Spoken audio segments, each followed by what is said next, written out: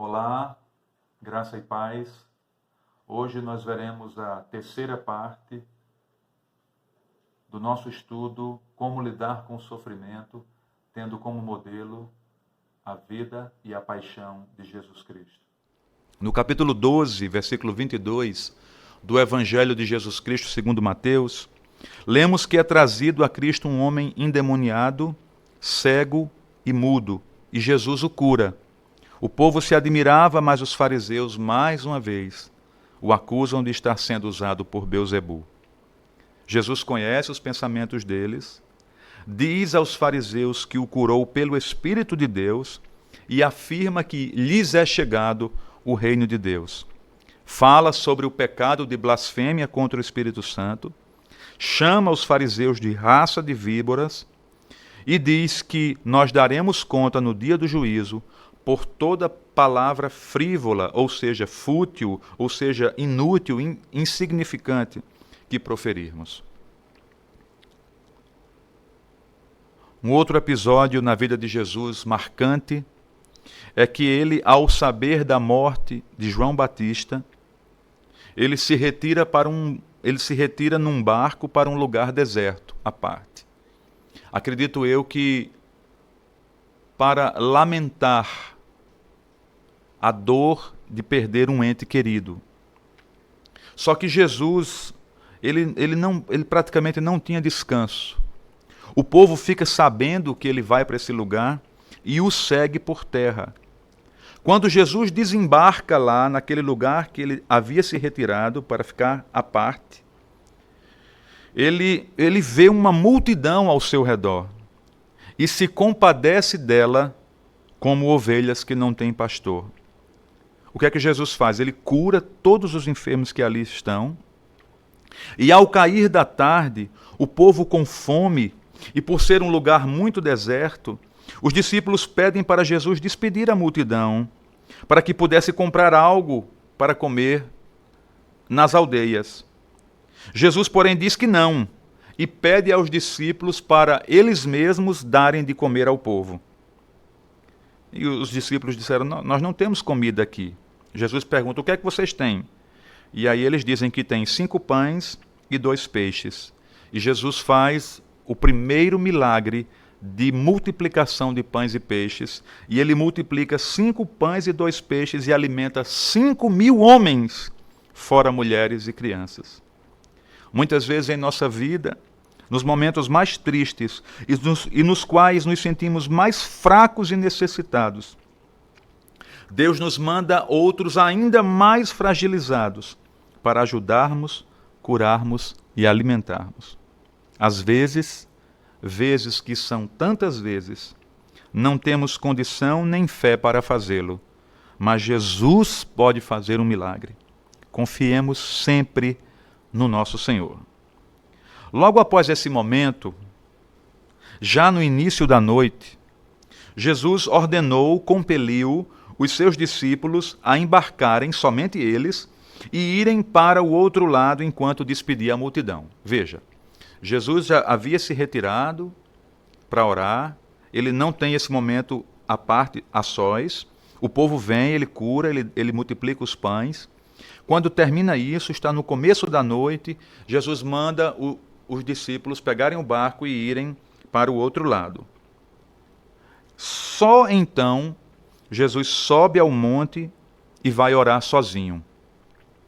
Pelo estudo que eu fiz aqui, analisando as Escrituras bem acuradamente, Jesus orou aproximadamente entre 8 a 10 horas seguidas. O barco já estava longe, a muitos estádios. Para vocês terem uma ideia, vou dar um exemplo aqui. 34 estádios seria mais ou menos 7 quilômetros.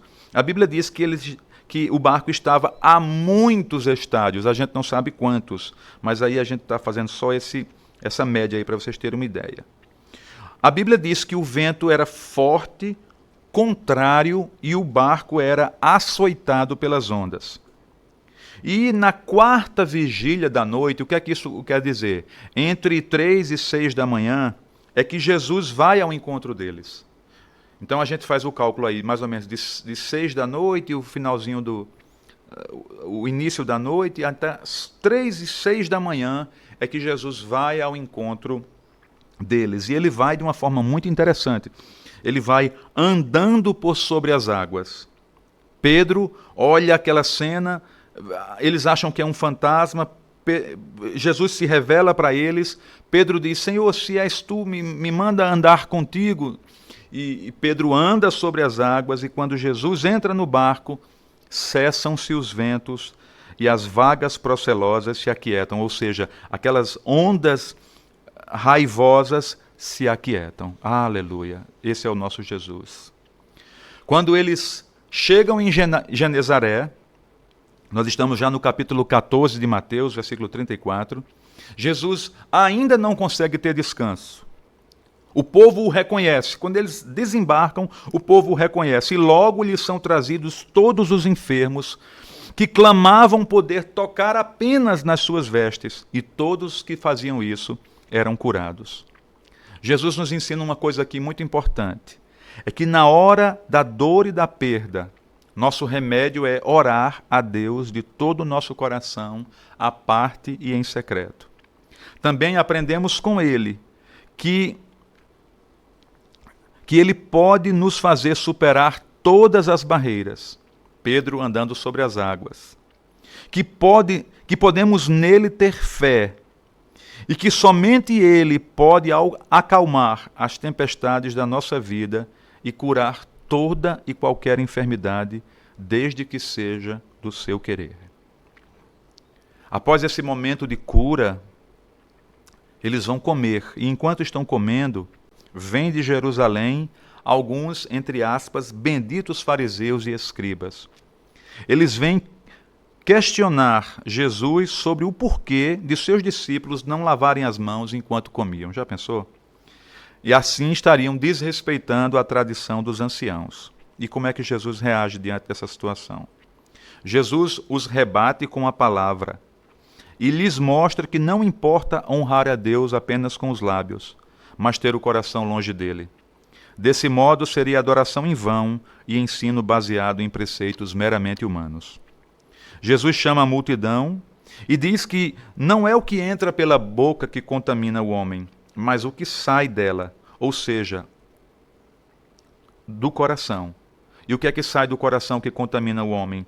Os maus desígnios, a prostituição, os furtos, os homicídios, adultérios, a avareza, as malícias, o dolo, a lascívia, a inveja, a blasfêmia, a soberba, a loucura.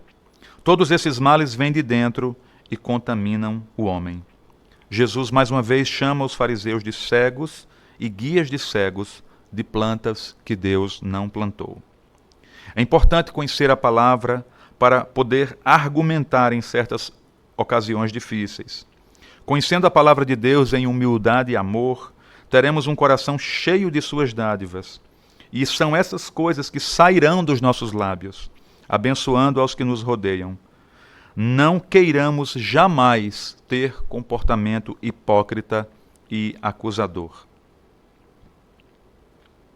A Bíblia diz, no capítulo 15, versículo 21 de Mateus, que após mais um embate com esses hipócritas, Jesus parte dali e vai para os lados de Tiro e Sidom. Lá, vem ao seu encontro uma mulher cananeia com uma filha horrivelmente endemoniada. Eu queria parar aqui só para dizer uma coisa. Vocês vejam como existia naquela época pessoas oprimidas pelo inimigo, oprimidas por Satanás, não é? Com as suas almas completamente envolvidas com o inimigo. E quantos Jesus não libertou? E esse Jesus é o mesmo hoje, ele pode libertar quaisquer pessoas de situações semelhantes a essa. Aquela mulher vem e ela está com uma filha nessa situação. Jesus vê a enorme fé daquela senhora e de onde estava a criança? Não estava com a mãe, estava provavelmente em casa. E Jesus dá uma ordem e aquela menina no mesmo instante é liberta e curada quando Jesus dá a sua ordem. Não é? Veja que Jesus parece não ter descanso. É uma coisa atrás da outra, uma situação atrás da outra, e esse é o nosso Senhor. Após isso, o mestre vai para junto do mar da Galileia, sobe ao monte e ali se assenta, talvez para descansar e orar. Mas o povo, mais uma vez, não lhe dá descanso. Vêm até ele muitas multidões, com coxos, aleijados, cegos, mudos, entre outros. São lançados aos pés de Jesus e ele os cura. O povo, maravilhado ao ver mudos falando, cegos vendo e aleijados andando, glorificavam ao Deus de Israel. Nisso, meus queridos, se passam 3 dias. 3 dias, Jesus com esse povo, curando, abençoando, o povo extremamente estupefato, maravilhado com esses milagres, e nisso se passam 3 dias. Mas o povo não tem o que comer. 3 dias provavelmente sem ter o que comer, ou então o que tinham, já tinham comido. A Bíblia não deixa claro isso. Mas a Bíblia diz que o povo não tinha o que comer. Jesus chama os seus discípulos e diz que não quer despedir a multidão em jejum, porque eles provavelmente iriam desfalecer pelo caminho, pelo fato de estarem tanto tempo sem comer. Os discípulos parece que não aprenderam nada do primeiro milagre que Jesus havia feito e perguntam onde é que haveria tantos pães para alimentar aquela multidão. E Jesus lhes indaga e, ao saber que tinham 7 pães e alguns peixes, faz o segundo milagre de multiplicação de alimento. A palavra de Deus nos informa que ainda 7 cestos cheios de pedaços sobram. Aproximadamente 4.000 homens, fora mulheres e crianças, comem naquela ocasião. Que ser glorioso é esse, que abre mão de tudo, do seu descanso, do seu conforto, para atender os necessitados. Ainda que não tenhamos nada em nosso celeiro, ele pode multiplicar. Jesus é o único, vou colocar aqui entre aspas, matemático, que multiplica algo por 0 e existe uma multiplicação. Isaías vai dizer que ele multiplica as forças daquele que não tem nenhum vigor. Ele consegue multiplicar. Ainda que não tenhamos nada, Jesus pode multiplicar. Depois de despedir a multidão esta que está radiante por receber tantas bênçãos e curas e alimento para as suas almas, Jesus entra num barco e vai para um lugar chamado Magadã ou Magdala, que era a terra de Maria Madalena. Essa cidadezinha ficava à margem sudoeste do Mar da Galileia. Marcos vai chamar esse lugar de Dalmanuta. Lá, Jesus é tentado mais uma vez pelos fariseus e saduceus que lhe pedem um sinal do céu. E como é que Jesus reage diante dessa situação? Ele nega o pedido dos fariseus, chamando-os de geração má e adúltera. E depois alerta os seus discípulos acerca da doutrina dos fariseus e dos saduceus.